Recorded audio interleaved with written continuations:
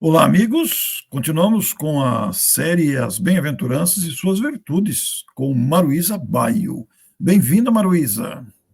Olá, Orson. Passa depressa a semana e cá estamos mais uma vez, continuando agora uma virtude bastante complexa no meu ponto de vista, a pureza de coração. Pois é, iniciamos no episódio anterior, que você pôde ver lá, Exortação à Pureza de Coração, traduções. Agora, especificamente, a virtude. Lembrando que você pode encontrar na playlist do canal aqui da Agenda Espírita Brasil os episódios anteriores e também pode visualizar aqueles que já estão agendados para exibição futura, para você ir acompanhando essa sequência. Então, é com grande alegria que aqui estamos. Quando a série terminar, na playlist específica você vai ter toda a série disponível com todos os episódios. Então vamos lá, Maruísa, colocando o arquivo aqui, exortação à pureza de coração, felizes os puros de coração, à virtude. Isso. Diferentemente das outras bem-aventuranças, nessa daqui está um pouquinho mais difícil de separar a tradução da virtude propriamente dita. Porque, como dissemos da semana passada, nós temos aqui três elementos que a gente acaba... para falar de um, tem que falar do outro, que é a questão da pureza do coração e a consequência, ver a Deus. Então, nós já falamos um pouquinho da pureza de coração na semana passada, hoje vamos continuar abordando mais um pouco, e o foco maior agora vai ser a consequência, ver a Deus, né? Então, vamos lá. No Evangelho segundo o Espiritismo, Allan Kardec trata dessa bem-aventurança no capítulo 8. E ele fala dessa bem-aventurança, ele aborda a questão da simplicidade e da pureza de coração, comparando com o comportamento da criança, para poder exemplificar, para dar uma ideia para a gente o que seria a pureza de coração que nós precisamos almejar, ele dá como exemplo a criança.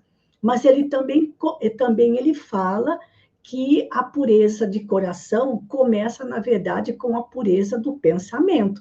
Então, aqui nós temos as instruções do próprio Kardec, da verdadeira pureza, a questão também que já abordamos na semana passada, que é a preocupação com a pureza exterior. Ele fala isso, a verdadeira pureza, mãos não lavadas, e depois ele fala sobre...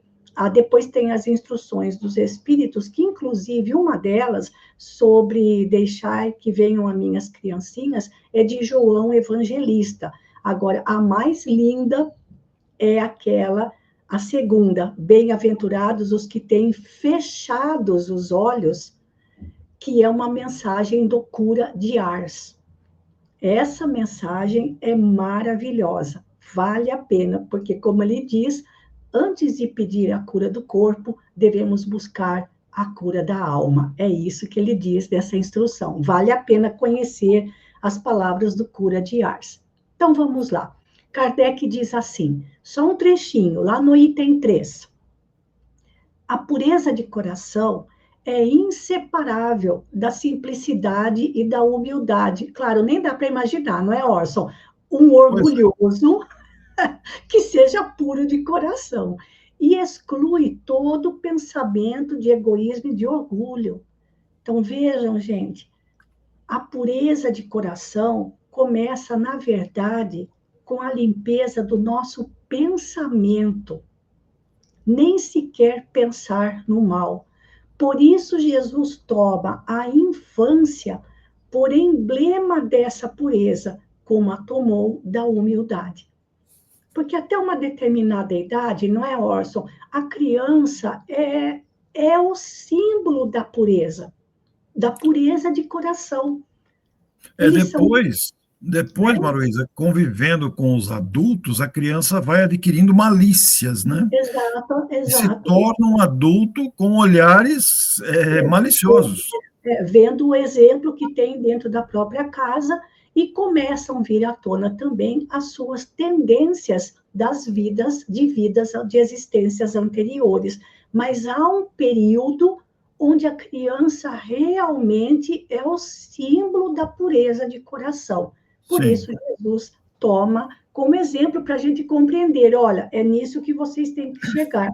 Não se trata de ser ingênuo, de achar que o mundo é uma maravilha, não é isso, mas é tentar excluir todo o pensamento de egoísmo e de orgulho. É a segunda intenção que tem que ser evitada, né? É a simplicidade mesmo. Isso. Agora vem uma pergunta, Orson. Por que Jesus falou puro de coração para aqueles que o ouviam naquela época? Por que ele não falou pureza de alma? Há uma diferença aí, né? Por quê? Então, por aquilo que a gente ouve, né, dos mais estudiosos, para os judeus, o centro de todas as emoções e pensamentos era o coração. Porque, veja bem, Orson, é o único órgão onde a gente põe a mão e sente que tem alguma coisa aqui dentro. Não é? Quando a gente fica nervoso, o coração bate mais depressa. Se a gente fica muito feliz, ele também dispara. Se a gente está enfraquecido com algum problema, ele começa a bater devagar. É o único órgão que a gente sente que está funcionando. Então, nem mesmo o cérebro era importante para eles, para os judeus. O importante era justamente essa parte do corpo. E veja o que interessante. Quando a gente, às vezes, fala uma palavra mal colocada para alguém, na hora a gente não percebe. Mas depois a gente fala assim, eu sinto, e a gente leva a mão no peito, eu sinto que eu fui agressivo com a pessoa, com fulano ou fulana. Estou sentindo um negócio ruim dentro do peito. A gente põe a mão no peito, ou seja, aquilo que eu falei me causa um desconforto aqui dentro do coração. A gente não fala assim, eu estou sentindo que eu falei mal com aquela pessoa. A gente não leva a mão na cabeça, não é verdade, Orson? Põe a mão no peito, né? A gente põe a mão no peito, porque a gente fica realmente com um negócio ruim dentro do peito. Então, Jesus estava certo. É aqui que a gente tem que serenar. Mas começa aqui. Certo? Então, vamos ver o que os nossos amigos falam a respeito. Começando com o senhor Honório Abreu. Ele diz assim, espiritualmente focalizado, não obstante ser a alma que sente, né? Todas as emoções repercutem no sistema cardiovascular. Olha, todas as emoções, hein? Que trabalha ao comando do centro cardíaco, um centro de força cardíaco, localizado no perispírito, alterando profundamente as condições do indivíduo. Todas as emoções repercutem no sistema cardiovascular. Olha só que interessante, alterando profundamente as condições do indivíduo. Condições aí, considere o nosso telespectador, de equilíbrio, de saúde física, espiritual. Olha que coisa profunda. E, como consequência, alterando o centro cardíaco, localizado no perispírito. Que esses centros que a gente tem localizado no perispírito são como são as grandes rotatórias das grandes avenidas, onde todas as ruas menores vão confluir no mesmo ponto. São os centros que são, na verdade, são centros de grande magnetismo localizado no perispírito. Então, Sim. se eu sou, não é isso, Orson? É isso mesmo. Se eu sou uma pessoa descompensada emocionalmente, eu não somente estou lesando o meu coração, o sistema cardiovascular físico, como também estou lesando o meu centro cardíaco, no corpo espiritual. Que depois se transfere para o corpo material. E se transfere para o corpo. Então, um interage com o outro constantemente. Constantemente. E aí a gente já começa a pensar, perceber a profundidade daquilo que Jesus falou. Né? Se você está desequilibrado, se você está descompensado, você está estragando não somente o seu sistema cardíaco no corpo físico, mas você também está lesando a própria alma. Ai, meu Deus do céu. É melhor. Ai, ai, ai. Ai, Senhor Jesus, e isso, mas vamos lá. E ele continua. Coração limpo é o destituído de maldade. Maldade nível 0. Capacitado a sentir e perceber o bem, a caridade e o desempenho da evolução em todos os ângulos da criação. Esforço de burilamento dessa válvula do sentimento, que representa a face do espelho da alma, permitindo que ele reflita a grandeza e a bondade do Criador. Que, Orson, o coração é uma bomba, né? Que ele impulsiona o sangue para todos os cantinhos, para todas as células do nosso corpo físico. Espiritualmente falando, é a mesma coisa. É isso o que o senhor Honório está dizendo. Você veja, Maruísa, quanto equilíbrio a gente precisa conquistar, né? Quanto precisamos nos disciplinar para o equilíbrio. Exatamente. O que não é brincadeira, exige esforço. Exatamente. Olha como ele chama o coração, essa pureza de coração, válvula do sentimento. Então, a válvula abre e fecha no coração para impulsionar o sangue. E essa válvula do sentimento deve abrir para o bem, fechar para o mal. Abrir para a caridade, fechar para a maldade. Não é? É assim que ela deve funcionar no campo espiritual. É muito por isso que eu falo, gente. Essa bem-aventurança é dureza. Não é brincadeira, a gente está até espantado aqui. Olha, não é brincadeira, mas vamos ver o que mais nós temos pela frente. O que diz o professor Severino Celestino na questão, agora nós vamos para outra parte, também difícil, ver a Deus, porque Jesus foi claro, não é aqueles que estão limpando o coração, são aqueles que já têm o coração puro, é que verão a Deus. Os que estão limpando ainda não. Então, o verbo utilizado em hebraico significa ver com a mente e não com os olhos. Claro, não vamos ver a Deus com os olhos da carne. Jesus falava em ver a Deus espiritualmente e não materialmente na vida física.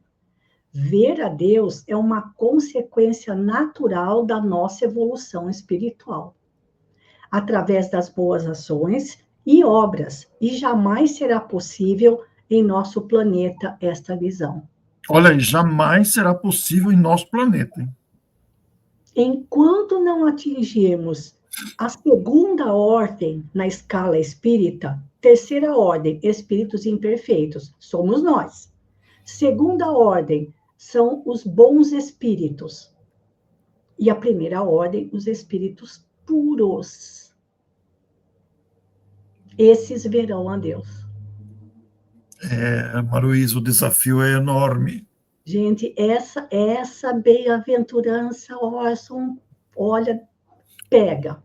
É porque nós, Maruísa, normalmente, na condição que nós estamos, nós sempre temos uma segunda intenção dentro de nós, nos relacionamentos, nas providências, sempre calculadamente. E a pureza de coração, ela não tem segunda intenção, ela é espontânea e pura, né?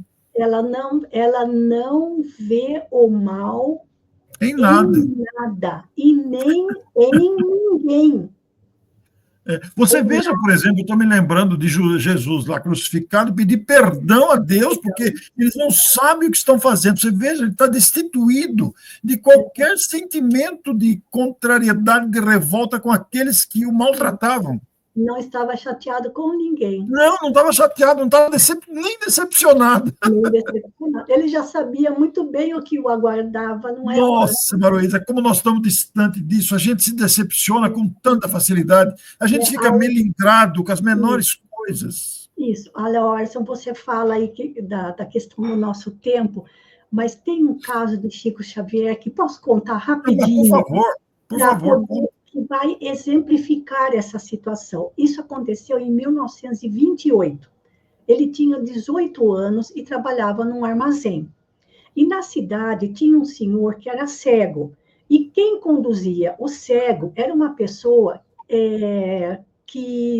alcoólatra. Então, veja, um cego sendo conduzido por um alcoólatra. Confusão. E uma vez, não levava para lugar nenhum. E uma vez, eles estavam passando por uma ponte e o homem, o condutor, né, do cego estava alcoolizado, se desequilibrou e o cego caiu de uma altura de 4 metros.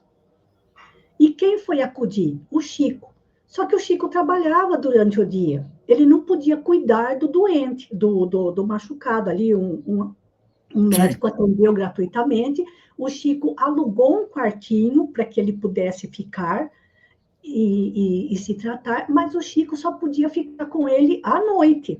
Não podia ficar com ele durante o dia. Então, o que o Chico fez? Colocou um anúncio num jornalzinho que tinha da cidade, pedindo a ajuda de alguém que pudesse passar o dia com o doente, com o cego, porque ele trabalhava e à noite ele ficaria.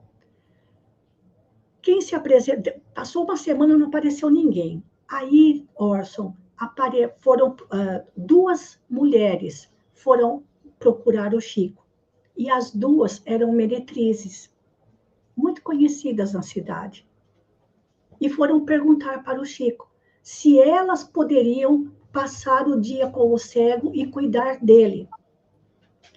O Chico respondeu para ela: mas é claro, minhas irmãs, sejam bem-vindas em nome de Jesus. E aquelas 2 senhoras passaram a cuidar do doente. Quando o Chico chegava no final da tarde, o que o Chico fazia com as 2, o doente, o evangelho no lar. Oravam pelo doente, faziam o evangelho, falavam sobre Jesus, até que ele finalmente ficou bom. Só que elas também se transformaram e mudaram de vida. Foram para Belo Horizonte, uma se tornou enfermeira e outra foi trabalhar numa alfaiataria, numa lavanderia. Mudaram completamente de vida. E o Chico, Orson, essa que é a questão, não teve nenhum preconceito, absoluta, ele não viu mal, ele não viu nada de ruim com elas. E a gente, Maroísa, a gente é cheio de dedos com tudo, né? Assim, ele era uma alma verdadeiramente pura, porque ele recebeu aquelas 2 senhoras com essas palavras: sejam bem-vindas, minhas irmãs. Sem julgamento, né? Sem pré-julgamento. Mudou a vida delas. Mudou a vida coisa delas. Bonita. É a pureza de coração mesmo. É a pureza de coração. Então, vamos lá. Mas essa questão da pureza de coração já era uma velha conhecida dos judeus, dos hebreus, desde os tempos do rei Davi. Olha o que está escrito no Salmo 24, Orson. Quem subirá ao monte do Senhor? Olha, subir ao monte é uma expressão que significa elevação espiritual. Quem há de permanecer no seu santo lugar? Ou seja, quem é que vai conseguir elevar-se espiritualmente e permanecer ao lado do Senhor? A resposta: o que é limpo de mãos e puro de coração, que não entrega a sua alma à falsidade, nem jura dolosamente, ou seja, nem julga mal. Salmo 24. Que coisa, hein, Maria? Já está aí, né? Já estava lá. Nem jura, nem coloca a alma à falsidade. Você veja quanto que nós, seres humanos, atualmente encarnados no planeta, precisamos disso e não temos isso ainda. Isso. E simbolicamente, o que a pergunta é exatamente o que Jesus fala: ver a Deus. Só poderá ver a Deus espiritualmente aquele que se elevar para poder permanecer na presença do Senhor. Você vê que é uma conquista individual essa, né? Exatamente, exatamente. Continuando, então. Aí, para terminarmos, Emmanuel, no livro Refúgio, deixa uma mensagem bastante bonita para que a gente não fique tão desanimado. Quer ler, Orson? Leio sim. Lembremos-nos de que o Senhor se referia à pureza do coração e procuremos cultivá-la conosco em primeiro lugar. O coração limpo clareia os olhos e os ouvidos que, inspirados nele, não conseguem ver e ouvir senão o bem por onde caminham. O coração limpo, hein? Do coração puro sobe luz celeste ao cérebro que raciocina, sublimando no espírito os pensamentos que arroja de si mesmo, na modelagem do destino que lhe cabe realizar. Continua? Tem mais um. Esforcemo-nos por encontrar a parte melhor onde estivermos. O sopro divino alenta na criação todas as coisas e todas as criaturas. Não vale reprovar, criticar, condenar ou destruir. Em todos os lugares, surpreenderemos o apelo do Todo Misericordioso, induzindo-nos a cooperar na exaltação do seu amor infinito. Emmanuel, Chico Xavier, capítulo 7, pureza de coração. Sim. Ai. E aí a nossa dificuldade está justamente em encontrar a melhor parte, onde estivermos. Esse encontro da melhor parte, olha aí, ó, não vale reprovar, criticar, condenar ou destruir. Como estamos distantes disso, Maruísa? Como humanidade, estamos muito distantes disso. Bastante, Orson, bastante sim. Nós ainda reprovamos, né? Ainda criticamos, condenamos. Sim, a gente julga, condena e executa. E crucifica. E executa. E é assim, gente, tentamos deixar para vocês, então, essas reflexões em torno dessa bem-aventurança, e não só essa, mas as próximas serão todas do mesmo nível, muita dificuldade, tá certo? E qual é a próxima, Maruísa? Qual é a próxima bem-aventurança? A próxima é sobre o pacificador. Bem-aventurados os pacificadores. Também difícil, hein? Pacificadores. Isso. Certo. Muito bem. Nós agradecemos a você e aguardamos você para a continuidade dessa série As Bem-aventuranças e Suas Virtudes. Até lá e nossa gratidão a vocês todos. Tchau. Amém. Tchau, tchau.